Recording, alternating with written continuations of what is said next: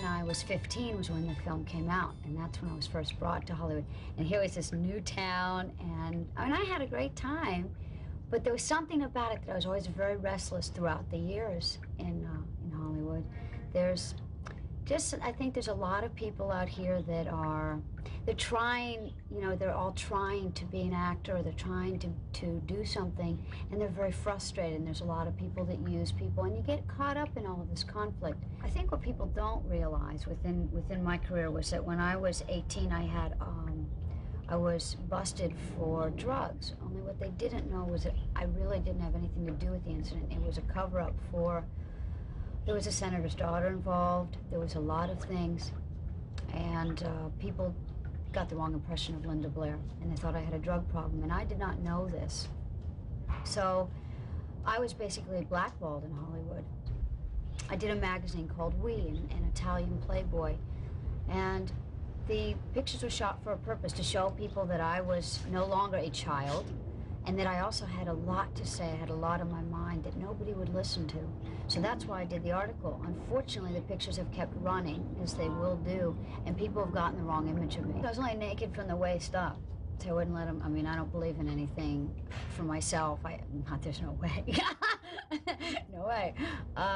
But from the waist up, it didn't bother me because, I mean, it's a human body. And I think that's what people don't realize. A human body, everybody has one. Sexually, I'm very passionate, but I'm also very shy. I'm not an exhibitionist or anything.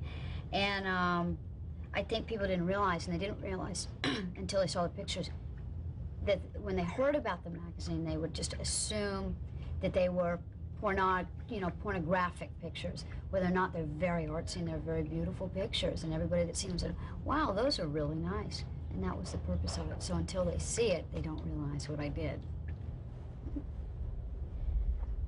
Hello.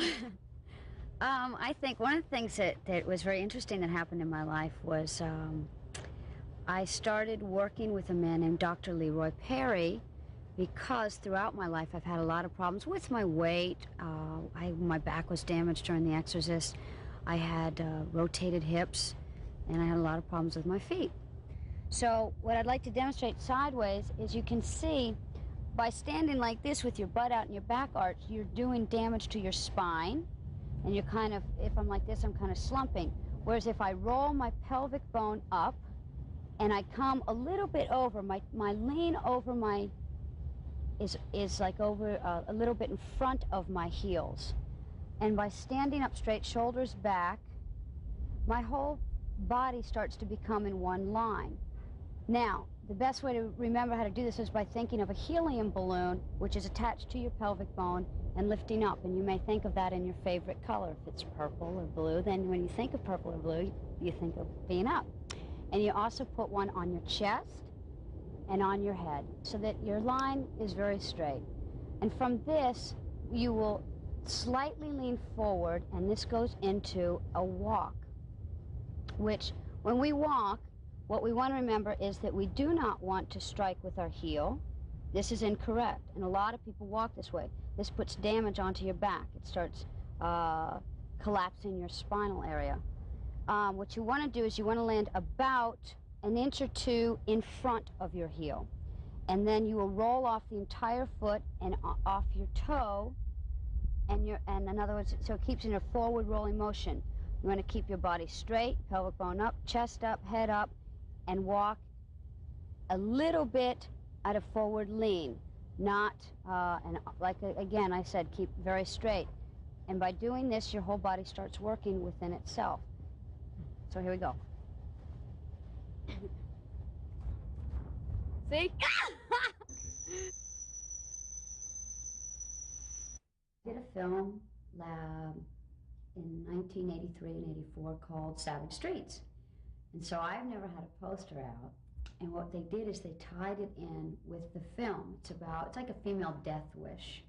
And as a matter of fact, right now it's out in Europe.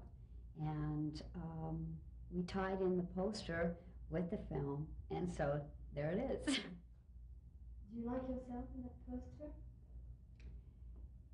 It's a side of me, sure. For film, I couldn't play romantically because I don't look it.